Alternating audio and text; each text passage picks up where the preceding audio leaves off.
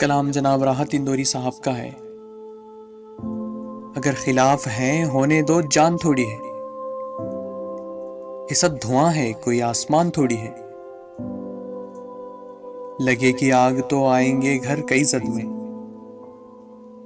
यहां पे सिर्फ हमारा मकान थोड़ी है। मैं जानता हूं कि दुश्मन भी कम नहीं, लेकिन हमारी तरह हथेली पे जान थोड़ी है। हमारे मुंह से जो निकले वही सदाकत है। हमारे मुंह में तुम्हारी जबान थोड़ी है। जो आज साहबे मसनद हैं कल नहीं होंगे। किराएदार हैं जाती मकान थोड़ी है। सभी का खून है शामिल यहाँ की मिट्टी में। किसी के बाप का हिंदुस्तान थोड़ी है।